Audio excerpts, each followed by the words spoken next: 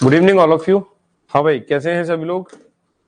कल क्लास नहीं हो पाई थी और आज वापस हम लोग कंटिन्यू करते हैं। गुप्तकालीन आर्ट एंड कल्चर पढ़ रहे थे और गुप्तकालीन आर्ट एंड कल्चर में हमारा तीसरा पार्ट है। कल मैं मूर्ति यानी कल का मतलब लास्ट क्लास तक मूर्ति कला को पूर्ण रूपेण आपके साथ में डिस्कस करके जा चुका था। और मूर्ति कला को जब हमने पूर्ण रूपेण डिस्कस कर लिया था आपसे, तो उसके बाद आज की जो सेशन है उसमें मैंने आपको बताया था कि हम स्तूपों पे चर्चा करेंगे और उसके बाद गुफाओं पे चर्चा करेंगे, फिर हम साहित्य में जाएंगे, फिर हम विज्ञान एवं प्रौद्योगिकी पे चर्चा करेंगे। तो आइएगा स्टार्ट करते हैं आज के सेशन को। पहला हमारा जो टॉपिक रहेगा आज वो रहेगा प्रमुख गुप्तकालीन स्तूपों को लेकर के। प्रमुख गुप्तकालीन स्तूप।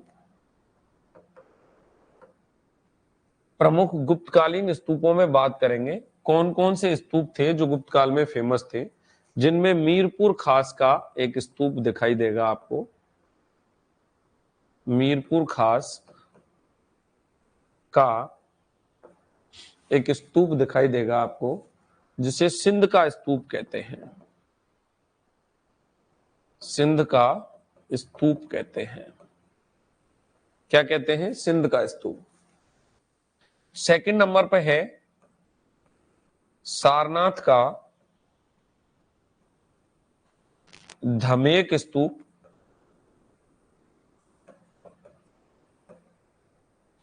ये जो सारनाथ का धमेक स्तूप है, ये ईंटों का बना हुआ गोलाकार स्तूप माना जाता है। इसको हम क्या कहते हैं? ये ईंटों का बना हुआ गोलाकार स्तूप है।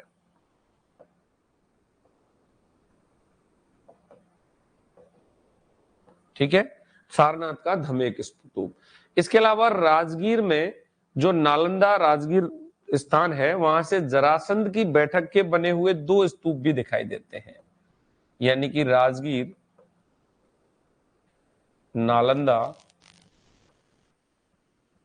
से हमें एक स्तूप मिलता है जिसमें जरासंध की बैठक के 2 स्तूप दिखाई देते हैं।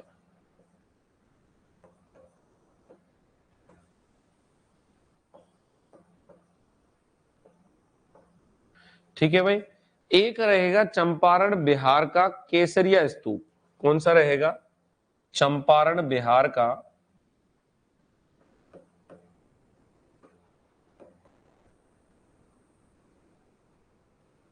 केसरिया स्तूप। ये जो केसरिया स्तूप है, इसको राजा बेन का देवरा भी कहते हैं। राजा बेन का देवरा भी कहते हैं।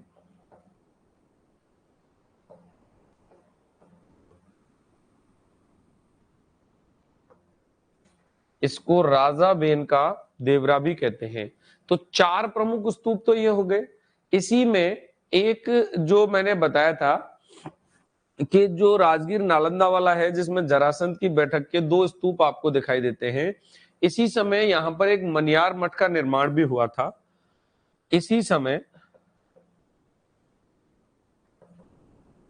यहां पर मनियार मठ का निर्माण हुआ था।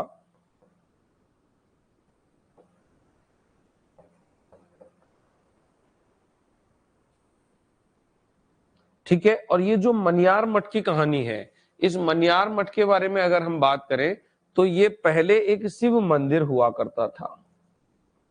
पहले एक शिव मंदिर था।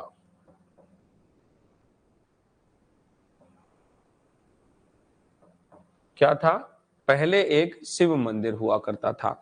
इसके अलावा एक स्तूप और बचा जिसके बारे में बात करें तो जौलिया चरसद्दा का और तक्षशिला का स्तूप। क्या है? जौलिया चरसद्दा एवं तक्षशिला का स्तूप।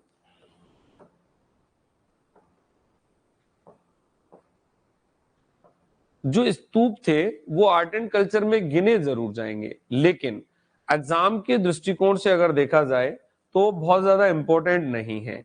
अब बहुत ज्यादा इंपॉर्टेंट जब वो नहीं है तो आपको क्या याद रखना है, केवल इनके नाम याद रखने और इतना सा इसको पढ़ करके रखना है। इसके बाद आगे जो अब हमारा टॉपिक कंटिन्यू होने वाला है वो टॉपिक रहने वाला है किसके लिए, हम बात करें गुप्तकालीन गुफाओं की। इसमें आप एक पॉइंट और भी जोड़ सकते हैं, यहां पे ही लिख देता हूं मैं उसको, यहां तो जगह नहीं मिलेगी, नेक्स्ट पॉइंट पे लिख देता हूं, नोट डाल के आप इसको मेंशन कर लेंगे, ठीक है। जो नरसिंह बालादित्य नाम का एक गुप्त शासक था, नरसिंह बालादित्य ने क्या बनवाया था, यहां पर इसने नालंदा में एक ईंटों से निर्मित, नालंदा में ईंटों से निर्मित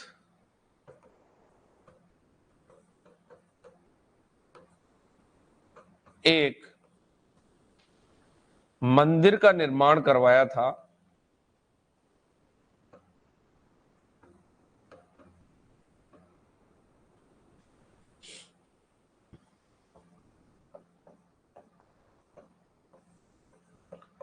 जो 300 फीट ऊंचा था।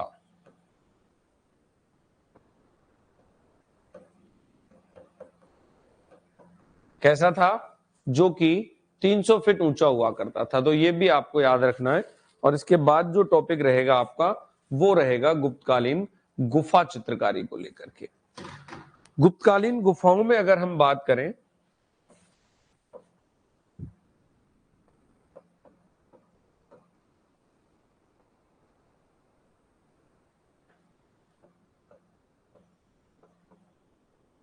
तो 3 तरीके से आपको ये दिखाई देती हैं। अजंता की गुफाएं,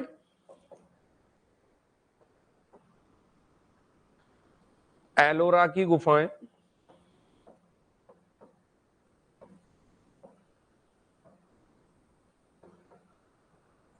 और थर्ड नंबर पे आ जाती हैं उदयगिरी की गुफाएं।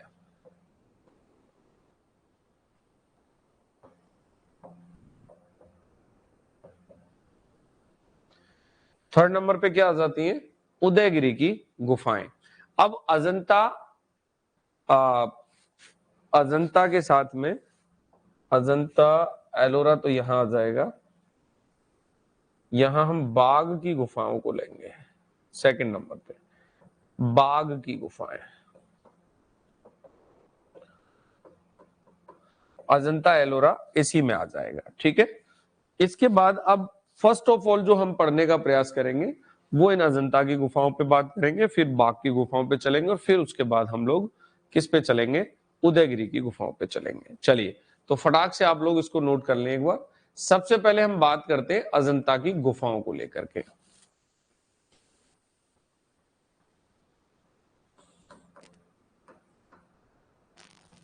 अजंता की गुफाएं, अजंता की जो गुफाएं हैं ये प्रथम शताब्दी से लेकर के 7वीं शताब्दी तक निर्मित हुई हैं। इनका टाइम पीरियड क्या माना जाता है, वो प्रथम शताब्दी से लेकर के और 7वीं शताब्दी तक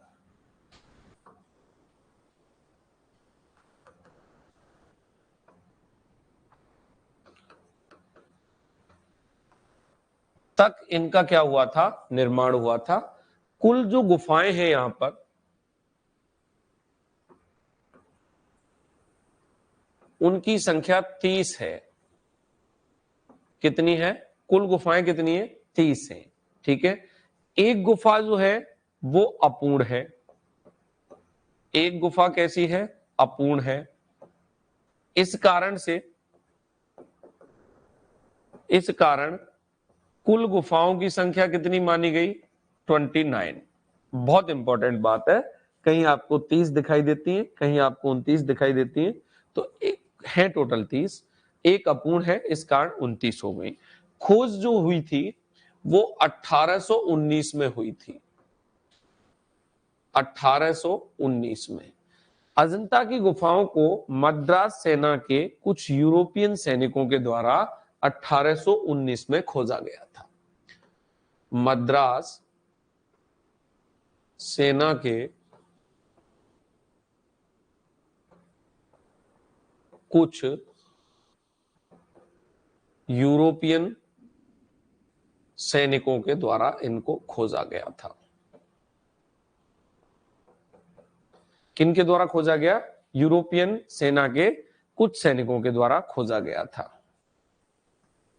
1824 में इसकी विश्व को जानकारी देने वाले व्यक्ति थे जेम्स अलेक्जेंडर। कौन थे? James Alexander. तो 1824 में जेम्स अलेक्जेंडर ने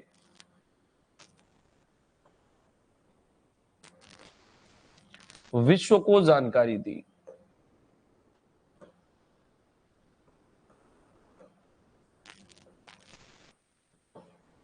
विश्व को जानकारी दी थी। यहां पर इन गुफाओं की बात करें तो घोड़े के नाल के आकार की गुफाएं हैं। कैसी हैं? घोड़े के नाल के आकार की गुफाएं हैं। अब निर्माण जो था वो किन के द्वारा किया गया था? निर्माण जो है वो बौद्ध भिक्षुओं के द्वारा किया गया था।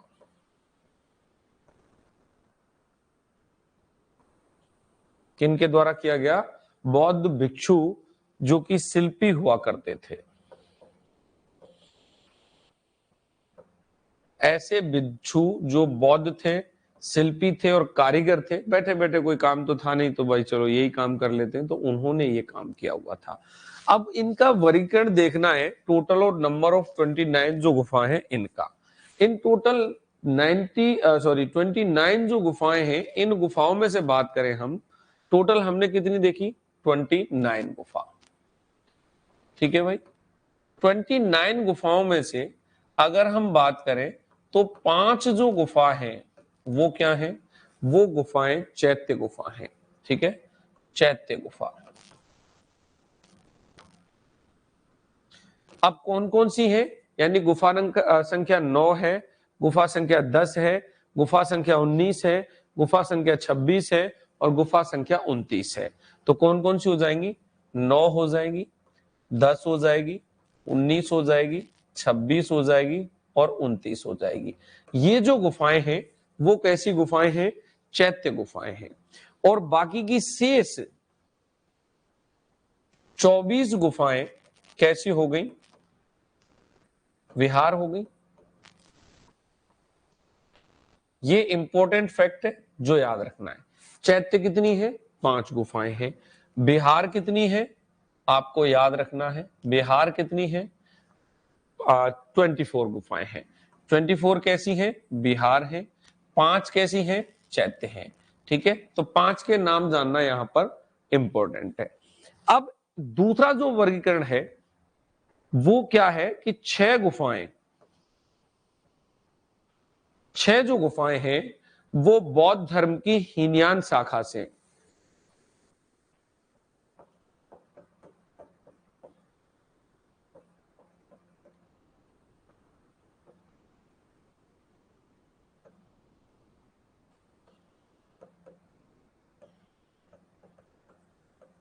ठीक है, कौन कौन सी हो जाएंगी? 8, 9, 10, 12, 13 और 15। तो 6 हो गई। 6 बौद्ध धर्म की हीनयान शाखा से हैं।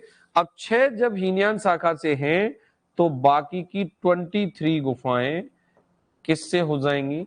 महायान शाखा से हो जाएंगी। महायान शाखा से हो जाएंगी। तो कितने इंपॉर्टेंट क्वेश्चंस हमारे लिए यहां से बनते हैं वो चीजें आप लोगों को याद रखनी है। अब पहले क्या था? इन 29 के 29 गुफाओं में चित्र हुआ करते थे। पहले क्या हुआ करता था? इन 29 के 29 गुफाओं में चित्र हुआ करते थे। पहले 29 गुफाओं में चित्र थे।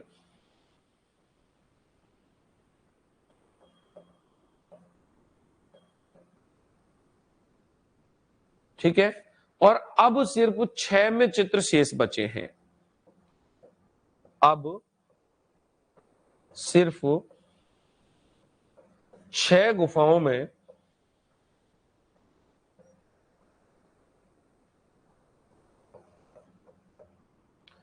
चित्र बचे हैं।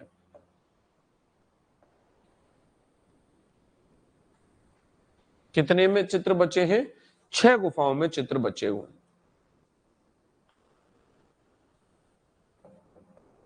1, 2, 9, 16, 17 कितनी हो गई?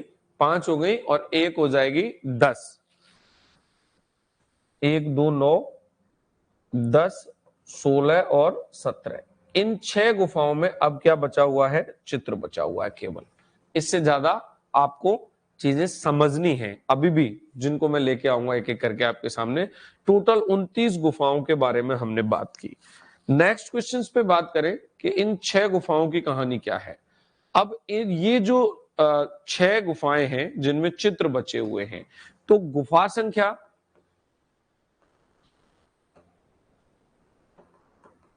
संख्या एक व दो, गुफा संख्या 1 व 2 626 से 628 एडी के टाइम पीरियड की मानी गई। कब की मानी गई है? चालुक्य जो है वंश का टाइम पीरियड चल रहा था, और चालुक्यों ने इसका निर्माण करवाया, ये कहा जा सकता है। और चित्र जो इसमें बने हुए हैं वो 7वीं शताब्दी के हैं। चित्र कब के हैं? 7वीं शताब्दी के हैं। दूसरी बात करें गुफा संख्या 9 और 10 की, ठीक है, गुफा संख्या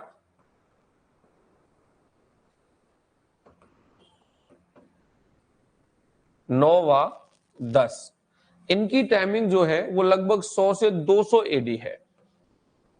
100 से 200 एडी टाइमिंग है। और इस गुफा संख्या 9 और 10 में जो चित्र हैं वो पहली शताब्दी ईसा पूर्व के हैं। पहली शताब्दी बीसी के चित्र हैं। कब के चित्र हो जाएंगे? पहली शताब्दी बीसी के चित्र हो जाएंगे। इसके बाद बात करें गुफा संख्या 10, गुफा संख्या 10 के स्तंभ जो हैं वह 4थी शताब्दी के हैं।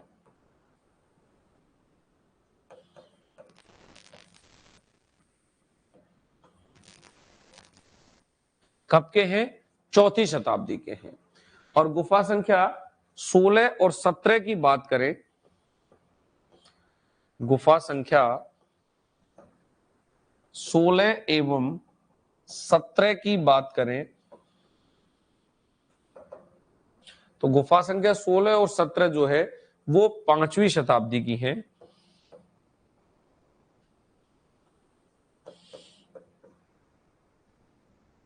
और इसके जो चित्र हैं वो गुप्तकालीन हैं।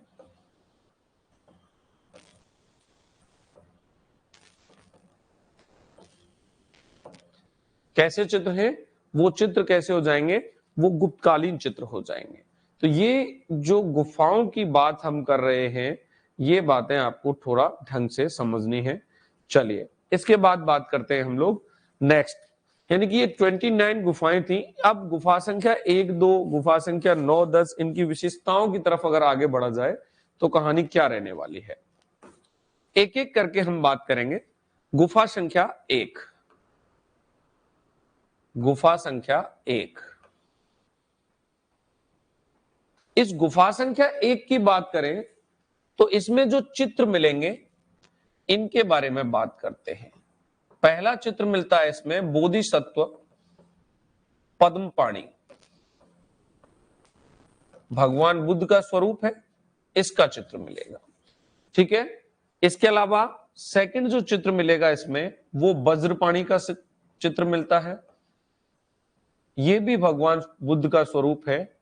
अगला जो इसमें चित्र दिखाई देता है वो पुलकेशिन का राज दरबार जो है उसका चित्र दिखाई देता है।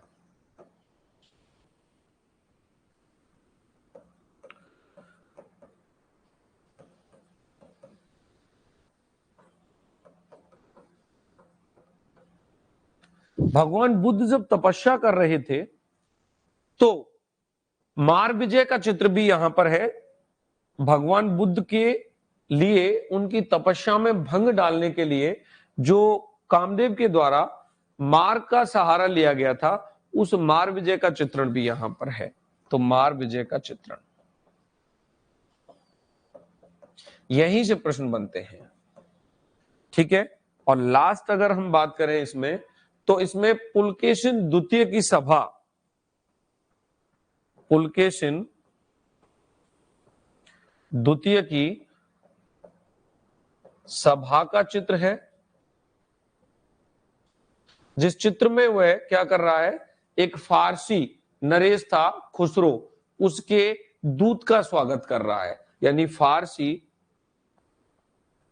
नरेश खुसरो के दूत का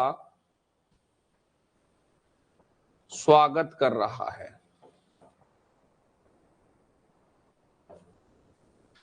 साणों की लड़ाई का चित्र भी इसमें दिखाई देगा आपको, साणों की लड़ाई का चित्र भी इसमें आपको दिखाई देता है।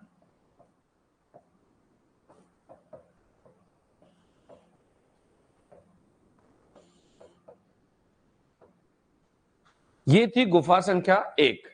गुफा संख्या 1 के बारे में आपसे पूछा जाएगा तो गुफा संख्या 1 में इतना ही आपको याद रखना है। अब बढ़ते हैं गुफा संख्या 2 की तरफ। गुफा संख्या 2,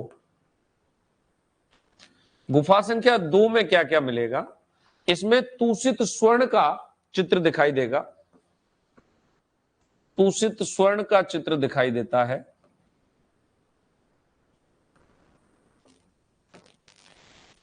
इसके अलावा इसमें विदुर पंडित जातक का चित्र दिखाई देगा, विदुर पंडित जातक का चित्र दिखाई देता है। थर्ड नंबर पे बात करें तो बुद्ध का जन्म, बुद्ध का जन्म, माया का स्वप्न और झूला झूलती हुई राजकुमारी।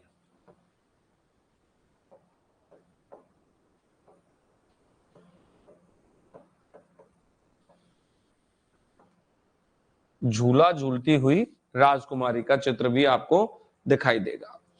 तो गुफा संख्या कौन सी हो गई, 2 हो गई।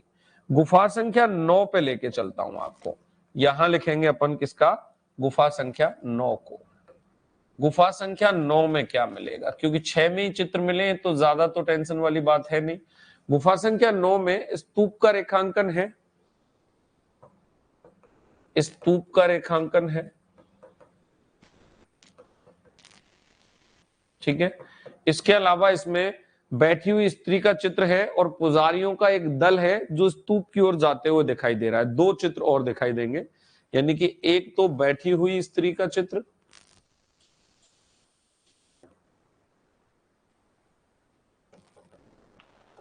और एक दिखाई देगा इसमें पुजारियों का दल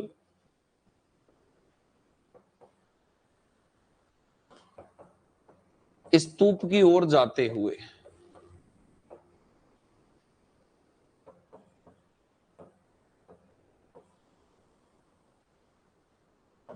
ये गुफा संख्या 2 और ये हो गई गुफा संख्या 9। अब बात करेंगे किसकी, गुफा संख्या 10 की।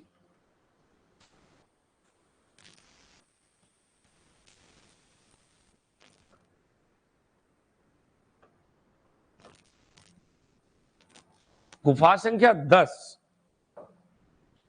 गुफा संख्या 10 में जो चित्र मिलते हैं उनमें स्तंभों पर खड़े हुए बुद्ध, स्तंभों पर खड़े हुए बुद्ध। दूसरा मिलेगा आपको इसमें हाथी का रेखांकन,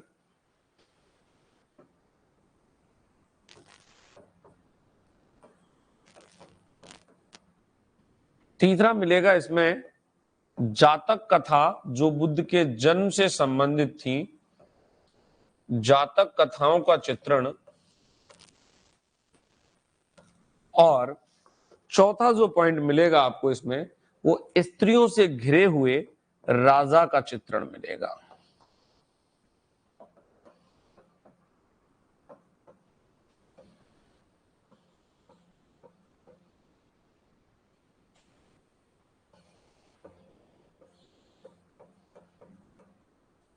ये मिलेंगे आपको गुफा संख्या किसमें, 10 में।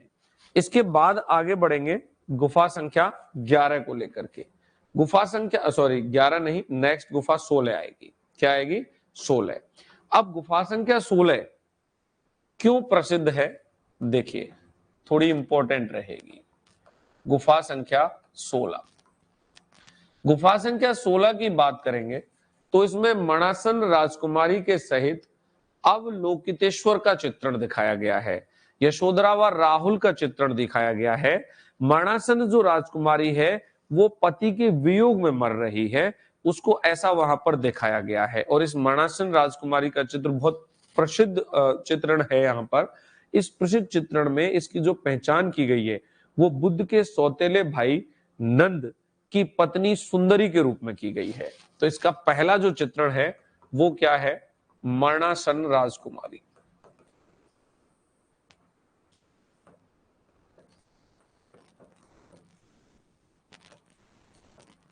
का चित्रण, जो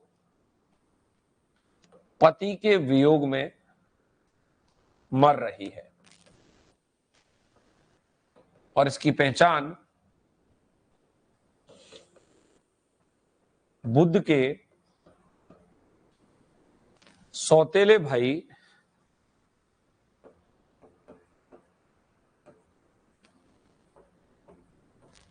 नंद की पत्नी सुंदरी के रूप में की गई है।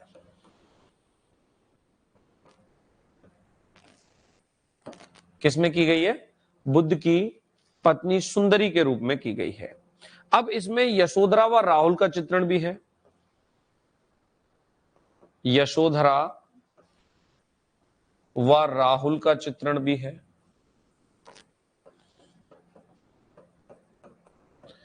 इसके अलावा इसमें बुद्ध का अवलोकितेश्वर यानी राजकुमारी का जो चित्रण था, राजकुमारी के सहित अवलोकितेश्वर दिखाया गया था, राजकुमारी के सहित अवलोकितेश्वर, अवलोकितेश्वर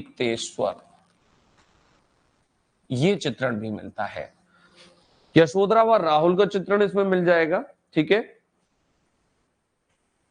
इस गुफा को उत्खनित करने का श्रेय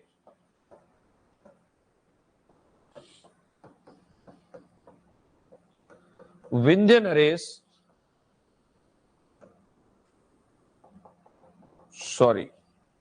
वाकाटक नरेश, विंध्यसेन को जाता है। इस राजा की वजह से इस गुफा को क्या किया गया था, उत्खनित किया गया था। हाँ भाई, क्या मैसेज कर रहे हैं? गुड इवनिंग रवि, क्या हाल चाल है आप सबके? अभी तो 3-4 बच्चों ने कल परसों ही कोर्स खरीदा है, आज भी 2-3 बच्चों ने नया कोर्स खरीदा है। तो अभी आप सब लोग एक बार देखो, मैसेज आता है आजकल यार, अपडेट रहा करो। मैंने बताया था मेरा जो शेड्यूल है वो थोड़ा बिजी रहता है ऑफलाइन क्लासेस की वजह से, बट ये अपना पर्सनल प्लेटफॉर्म है तो इस पे तो आपके साथ काम करेंगे ही करेंगे। यहाँ पे अभी आप सोचो कि 6,000 रुपए का जो कोर्स है वो कोर्स ऑलरेडी हम लोगों ने क्या कर रखा है, मतलब 1,800 रुपए में दे रहे हैं, जिसमें पेपर 1 और पेपर 2 दोनों ही दे रहा हूं मैं आपके लिए। तो ये 3 दिन के लिए ऑफर है जिसमें पेपर 1 पेपर 2 आपको मिलने वाला है। तो ऑफर में जो बच्चे कोर्स खरीद रहे हैं उनको एक तो बेनिफिट ये है कि फीस कम है, दूसरा बेनिफिट ये है कि उनको पेपर 1 पेपर 2 दोनों मिल रहे हैं। तो आप प्रमोट करिए इसको थोड़ा सा, और क्लास में आपके पास जैसे ही नोटिफिकेशन आता है तो 10-5 मिनट के अंदर क्लास में आ जाया करो। तो बहुत बेहतरीन चीजें आपको यहाँ पे मिलेंगी। अब हम बात करेंगे आगे बुद्ध के महाभिनिष्क्रमण, बुद्ध के महाभिनिष्क्रमण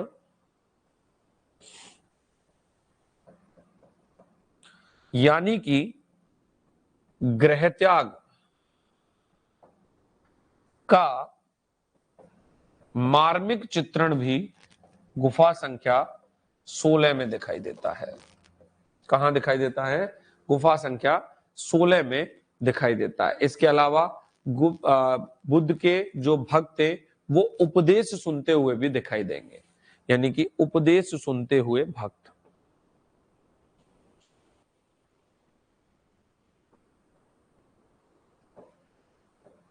ये चित्र भी दिखाई देगा। इसके अलावा बुद्ध के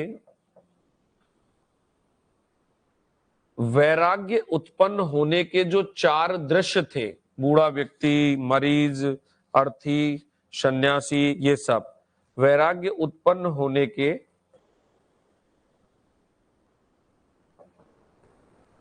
4 दृश्य का चित्रण भी आपको यहां पर दिखाई दे जाता है।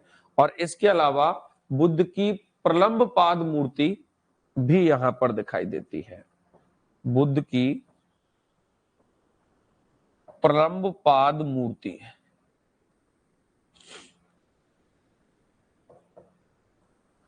ठीक है। अब प्रलंब पाद मूर्ति का अर्थ है जिसमें पैर नीचे की तरफ होते हैं।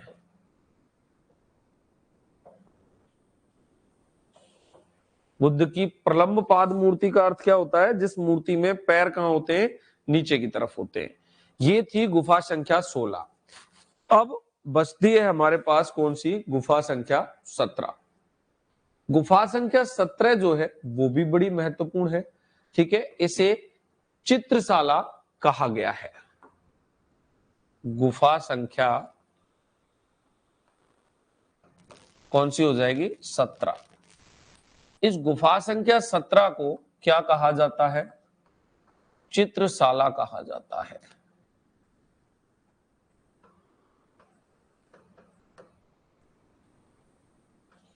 क्या कहा जाता है? चित्रशाला कहा जाता है। इसमें बुद्ध के जीवन की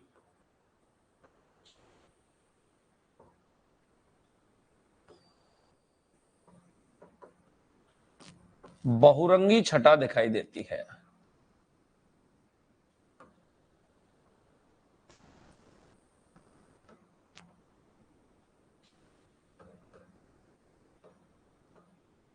बुद्ध के जीवन की बहुरंगी छटा दिखाई देती है, जिसमें क्या दिखाई देगा? राहुल, समर्पण, माता, शिशु नामक जो चित्र है वो सर्वाधिक प्रसिद्ध माना जाता है। राहुल को समर्पण करती हुई उसकी माता का एवं जो शिशु नामक चित्र है वो सर्वाधिक प्रसिद्ध है।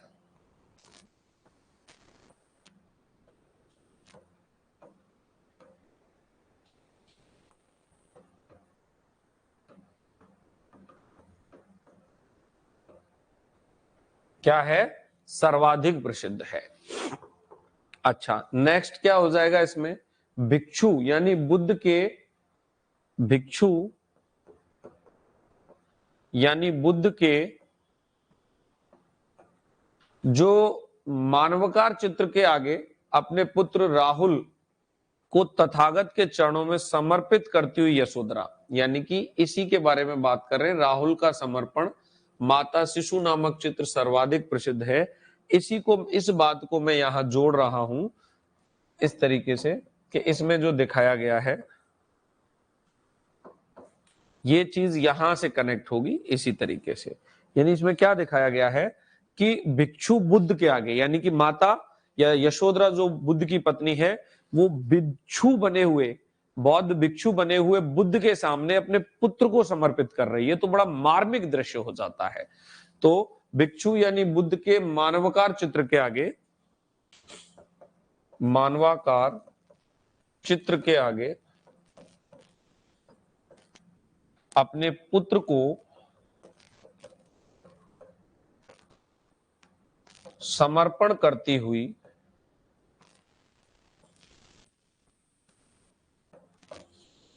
कौन? यशोधरा। कौन? यशोधरा, बुद्ध की पत्नी यशोधरा का चित्रण है।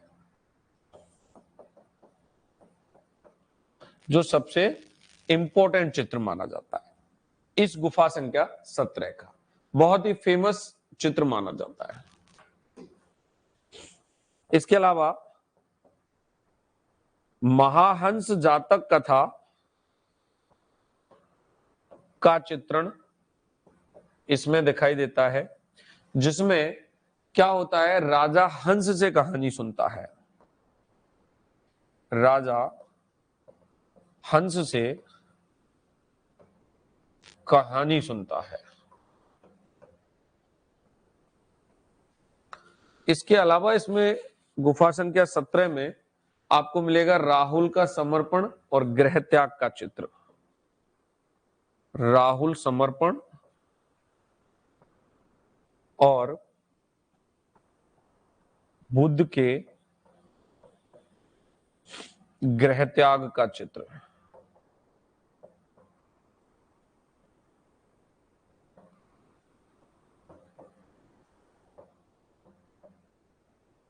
बुद्ध के गृह त्याग का चित्र, राहुल समर्पण और बुद्ध के गृह त्याग का जो चित्र है वो इसमें दिखाई देगा। इसके बाद बात करेंगे हम लोग इन गुफाओं में जो चित्र बनाए गए थे। गुड इवनिंग मनीता, नमस्कार आपके लिए भी। इन गुफाओं में जो चित्र बनाए गए थे उनकी शैली क्या थी, यानी कि दो प्रकार की शैलियों से ये चित्र बनाए गए थे। दो प्रकार की शैलियां कौन सी थी? चित्र बनाने की शैलियां।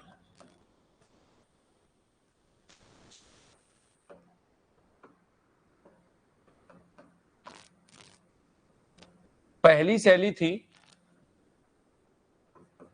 फ्रेस्को और दूसरी शैली थी टेम्परा। क्या थी? एक तो फ्रेस्को थी और एक थी टेम्परा। दो शैलियों से इसमें क्या होता था, चित्र बनाए जाते थे। इसमें क्या है, गीले प्लास्टर का चित्र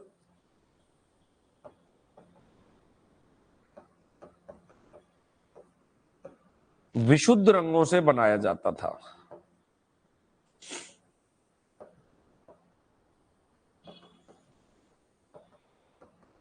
इस विधि को हम गीले प्लास्टर से जो चित्र बनाते हैं उस विधि को क्या कहते हैं? फ्रेस्को विधि कहते हैं। और सूखे प्लास्टर पर चित्र के साथ अंडे की सफेद जर्दी लगा देने से टेम्परा विधि बन जाती है। सूखे प्लास्टर पर चित्र के साथ सफेद जर्दी यानी कि अंडे की सफेद जर्दी लगाकर, तो टेम्परा और फ्रेस्को ये दो विधियां थी जिन विधियों के आधार पर यहां पर चित्र बनाए जाते थे। अब बात की जाए कि इन अजंता के चित्रों की विशेषताएं क्या थी। अजंता के, यहां से प्रश्न उठ सकता है क्योंकि आपके पैटर्न पे अगर देखें, एग्जाम को अगर देखें तो आपके एग्जाम पैटर्न में आजकल कथन वाले क्वेश्चंस का ज्यादा समावेश हो गया है, जैसा कि पिछले पेपर्स को हम लोग देख पा रहे हैं। एक और सबसे बड़ी बात, अभी आप जितने भी लोग देख रहे हैं या इसको रात को 9 बजे तक जितने भी लोग देखेंगे, हमारा जो यूट्यूब चैनल है हिस्ट्री विद रोहित सर, उस पर डेली रात को 9 से 10 क्लास होगी। एक क्लास मैंने कल ली थी और आज वापस क्लास लूंगा, तो रेगुलर 9 बजे फ्री क्लास है। एमसीक्यूज करवा रहे हैं, जो प्रश्न बार बार पूछे जाते हैं, अच्छे प्रश्न, एक लेवल के प्रश्न जो है। तो उम्मीद करता हूं कि सभी स्टूडेंट आप क्या करेंगे, ठीक 9 बजे यूट्यूब की उस क्लास को शेयर करें और उस क्लास में जुड़े, लाइव आंसर देने का प्रयास करें। हम बात करें अजंता के चित्रों की विशेषताओं को लेकर के, तो यहां से इन विशेषताओं को कथन में देकर के आपसे पूछा जा सकता है, अतः इनको विशेष तौर पर आपको याद रखना है। इनमें मानवीय भावनाओं का अंकन हुआ है।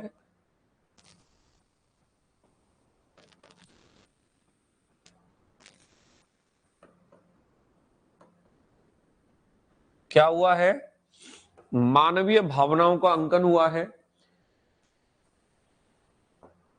इन्होंने साबित किया है कि चित्रकला केवल धर्म की दासी नहीं है, यानी कि चित्र बनाने के लिए धार्मिक विषय होना जरूरी नहीं है, और इनके जो चित्र हैं वो पूजार्थ ना होकर अवलोकनार्थ हैं। अवलोकनार्थ का मतलब जिनका अवलोकन किया जा सकता है, ऐसे चित्र यहां पर बनाए गए हैं। चित्र पूजार्थ नहीं है। चित्र कैसे हैं? वो अवलोकनार्थक हैं, यानी कि जिनके विषय जो हैं वो साहित्यिक ग्रंथों से लिए गए हैं। अवलोकनार्थक का मतलब जिनके विषय साहित्यिक ग्रंथों से लिए गए हैं।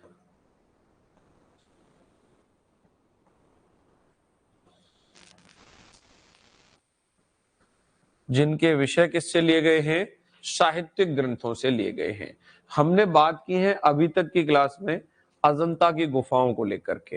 अब हम बात करेंगे किस पर?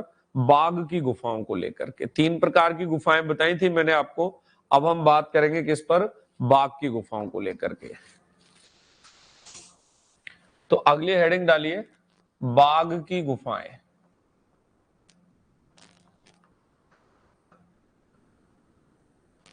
बाघ की जो गुफाएं हैं, इनकी जो खोज हुई थी वो 1818 में एक व्यक्ति थे डेजरफील्ड। इस डेजरफील्ड नामक व्यक्ति के द्वारा की गई थी। निर्माण इनका भी बौद्ध शिल्पी भिक्षुओं के द्वारा किया गया था। कालखंड की बात करें तो 5वीं और 6वीं शताब्दी के आसपास की ये गुफाएं मानी जाती हैं। कालखंड की बात करें तो 5वीं या 6वीं शताब्दी के आसपास की गुफाएं मानी जाती हैं। कुल 9 गुफाएं हैं। कितनी हैं? कुल 9 गुफाएं हैं, जिनमें से 5 गुफा खोजी जा चुकी हैं, खुदाई हो चुकी है, और सभी के सभी बिहार हैं। जिनमें से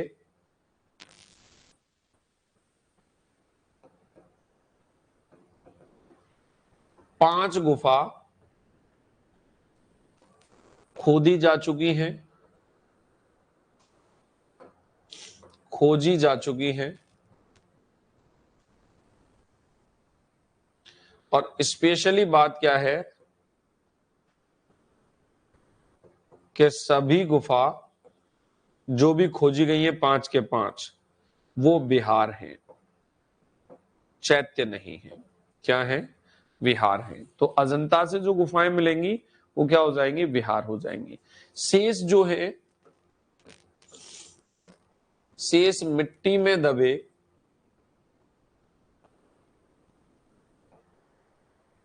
ढेर हैं। शेष जो गुफाएं हैं वो आज भी खोजी, मतलब कितनी गुफाएं उनमें से खोजी जा चुकी हैं? केवल और केवल 5 गुफाएं जो हैं वो खोजी जा चुकी हैं, और 5 के 5 भी क्या हो जाएंगी? इसमें आपकी विहार हो जाएंगी। चैत्य नहीं है एक भी। अब इन 5 गुफाओं के बारे में हमें सिर्फ बात करनी है, ठीक है? हाँ, 5 गुफाओं में बात करेंगे। सबसे पहले नंबर पर पहली गुफा की, जिसे ग्रह गुफा कहा गया। क्या कहा गया? ग्रह गुफा कहा गया। बात करें दूसरी गुफा की तो इसे पंच पांडवों की गुफा कहा गया। पंच पांडवों की गुफा। और ये जो गुफा है वो सबसे बड़ी गुफा है। कैसी गुफा है? सबसे बड़ी गुफा है। 3rd नंबर पे जो गुफा है उसे हाथी खाना गुफा कहा गया। क्या कहा गया? हाथी खाना गुफा। 4th नंबर पे जो गुफा है वो रंग महल गुफा है। इस गुफा की विशेषता यह है, सबसे अधिक और सुरक्षित चित्र इसी में मिले हैं। सबसे अधिक भी और सबसे अधिक सुरक्षित चित्र इस गुफा में मिले हैं। और 5वें नंबर की जो गुफा आ जाएगी इसमें, वो गुफा आ जाएगी पाठशाला गुफा।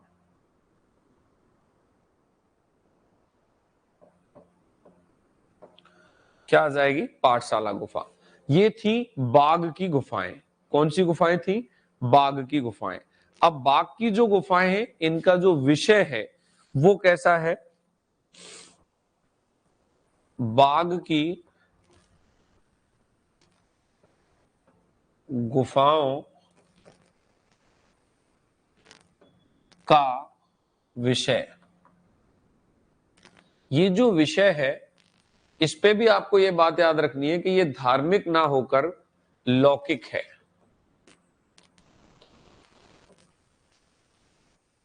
धार्मिक ना होकर कैसा है? लौकिक है।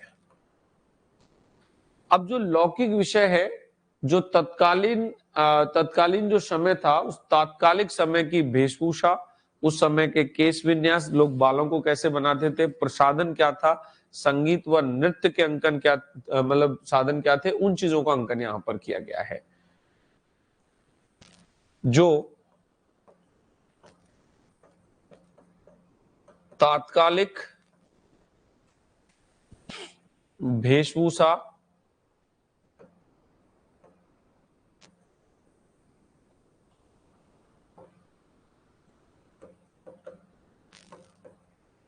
केश विन्यास, प्रसाधन सामग्री,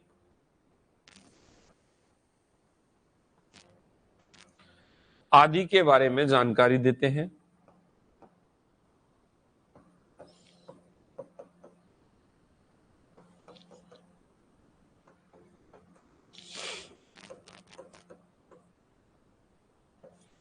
और आगे जब बात करेंगे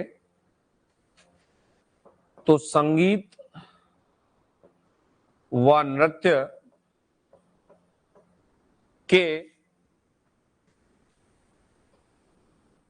अंकन का विशेष चित्र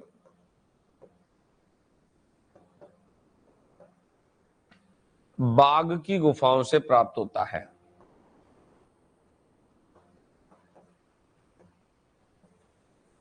बाघ की गुफाओं से प्राप्त होता है। मुझे ऐसा फील होता है कि लाइव क्लास पढ़ने का आप में से शौक कम है लोगों को, रिकॉर्डिंग्स ज्यादा देखते हैं, और लाइव क्लास में आ भी जाते हैं तो आप गुड इवनिंग करने के अलावा कोई मेरे से चैट करते नहीं है, कोई मेरे से प्रश्न पूछते नहीं है, कोई मेरे से बातें करते नहीं है। मैं तो ये चाहता हूं कि आप लोग सब क्या करें, रेगुलरली चैट करते रहें, रेगुलरली जुड़ते रहें, ठीक है।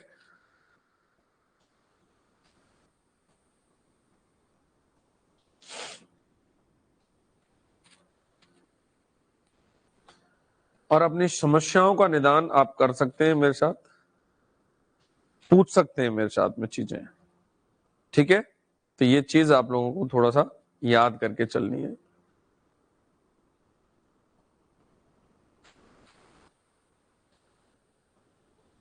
चलिए आगे बढ़ते हैं। तो ये थी बाघ की गुफाएं।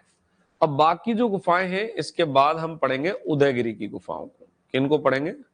उदयगिरी की गुफाओं को।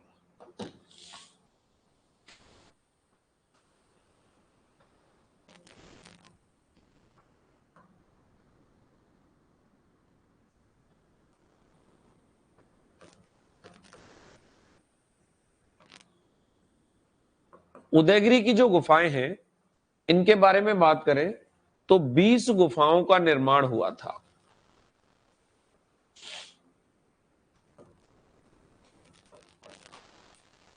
किनका निर्माण हुआ? 20 गुफाओं का निर्माण हुआ था। चंद्रगुप्त द्वितीय के काल में हुआ था, और चंद्रगुप्त द्वितीय का एक मंत्री था वीरसेन, वो एक विदेश सचिव के तौर पर यहाँ पे काम करता था। उस व्यक्ति के द्वारा इनको निर्मित करवाया गया था। 20 गुफाओं का निर्माण हुआ चंद्रगुप्त द्वितीय के काल में। इसके मंत्री या विदेश सचिव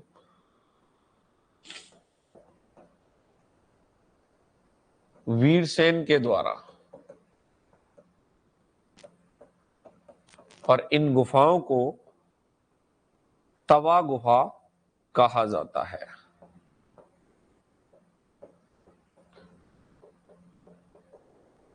क्या कहा जाता है? तवा गुफा कहा जाता है। इसमें केवल एक गुफा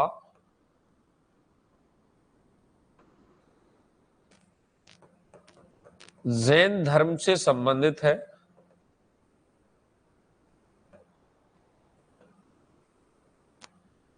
ठीक है, और सबसे बाकी की जो है वो वैष्णव धर्म से रिलेटेड हो जाएंगी। बाकी की जो गुफाएं हैं इनमें सबसे प्रसिद्ध है वराह गुफा। वराह जो गुफा है वह कैसी है? वह गुफा सबसे प्रसिद्ध गुफा है।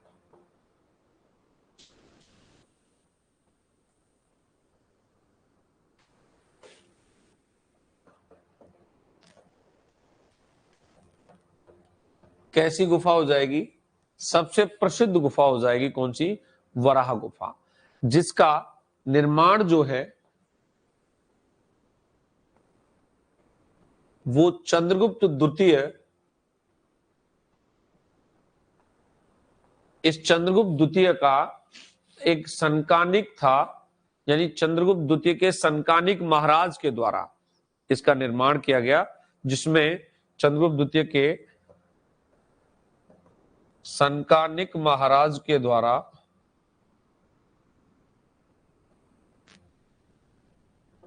इसका निर्माण किया गया, ठीक है। इसमें भगवान विष्णु के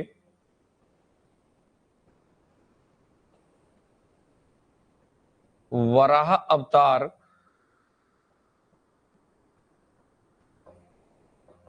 की प्रतिमा लगाई गई है।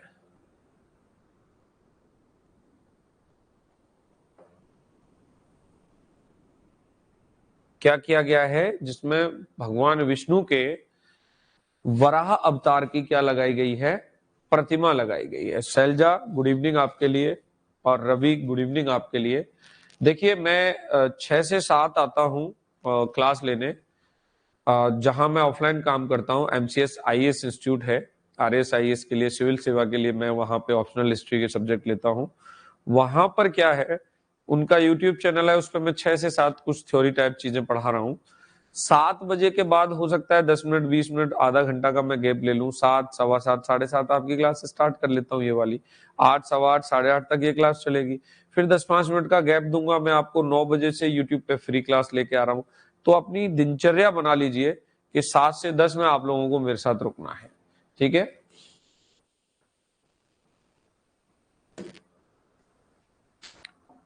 इसमें वराह के प्रवेश द्वार पर, वराह के प्रवेश द्वार पर गंगा एवं यमुना की मूर्तियां विराजमान हैं।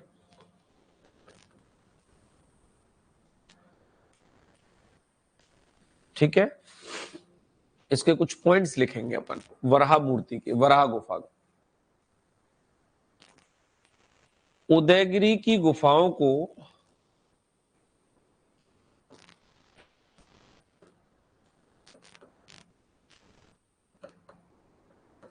मिथ्या गुफा भी कहते हैं।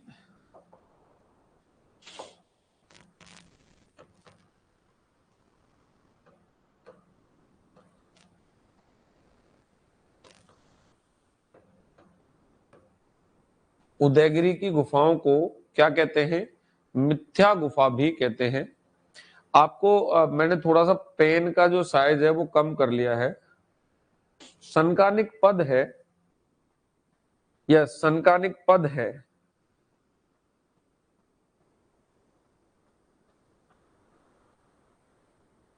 भाई रवि सनकानिक पद हो जाएगा। आप देखिए मैं बात कर रहा हूं किसकी, ये पेन मैंने छोटा कर लिया तो दिखाई दे रहा है ना।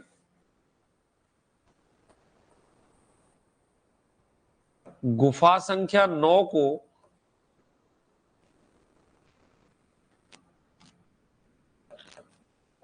अमृत गुफा कहा गया है।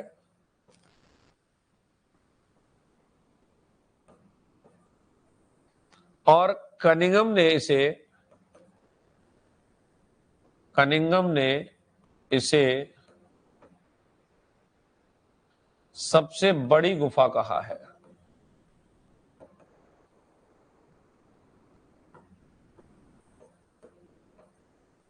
कनिंगम ने इसको क्या कहा है? सबसे बड़ी गुफा कहा है। इसके बाद बात करेंगे यहां दो पत्नियों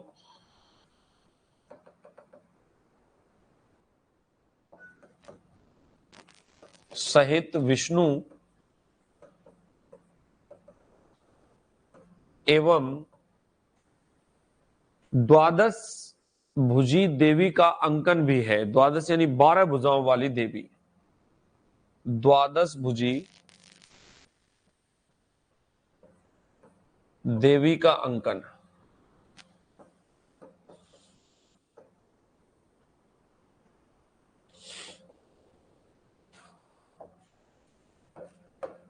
ठीक है भाई, यहां की एक गुफा से हमें, ये इंपॉर्टेंट है, यहां की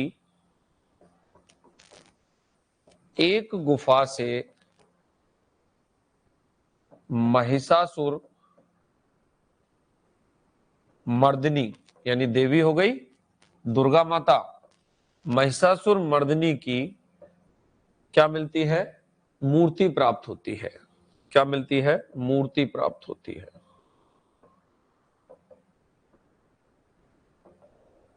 ये बात भी आपको याद रखनी है। इसके बाद हमें इसमें एक गुफा और मिली है जो सुसुनिया गुफा है, ठीक है, जो पश्चिम बंगाल से प्राप्त होती है, पश्चिम बंगाल के बांकुड़ा जिला में। ये उदयगिरी की गुफाएं कंप्लीट हो गई आपकी। उससे पहले मैंने आपको बाघ की गुफाएं बता दी और उसके बाद मैंने आपको पहले अजंता, फिर बाघ और फिर अब उदयगिरी। एक वेरी इंपॉर्टेंट गुफा है सुसुनिया गुफा। हो सकता है आपने पहले पढ़ी नहीं हो। सुसुनिया गुफा की बात करें तो पश्चिम बंगाल के बाकुंडा जिला से मिलती है। कहां से मिलती है? बाकुंडा जिला, पश्चिम बंगाल।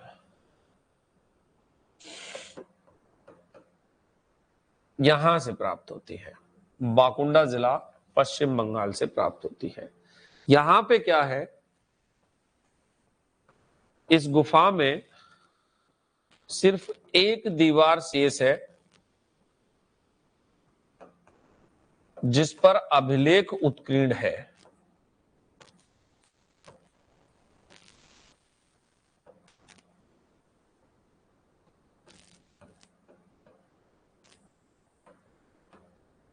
क्या है? एक दीवार शेष है और यह गुफा भगवान चक्र स्वामिन यानी कि विष्णु को समर्पित है। किसको समर्पित है? भगवान विष्णु को। आज मेरा डेटा खत्म हो गया, कोई बात नहीं शैलजा, 9 बजे लेकिन डेटा रिचार्ज कराओ या कुछ भी कराओ, इस बात से हमें कोई मतलब नहीं है। 9 बजे आपको आना है, यस 9 बजे आपको आना है। और 9 बजे किस लिए आना है आपको? 9 बजे आपको आना है किसके लिए? यूट्यूब वाली क्लास के लिए। तो ये हमारा आज की क्लास में स्तूप प्लस गुफाएं कंप्लीट हो गया। ठीक है, उससे पहले हमने मंदिर और मूर्तिकला पढ़ ली थी। अब हम नेक्स्ट क्लास में जो चीजें लेंगे वो लेंगे गुप्तकालीन साहित्य को। किसको लेंगे? गुप्तकालीन साहित्य को। तो इसके लिए कल संडे है, हो सकता है कि मैं बड़ी क्लास ले लूं तो गुप्त काल को कंप्लीट कर दूं, और हो सकता है कि वर्धन को भी कंप्लीट कर दूं।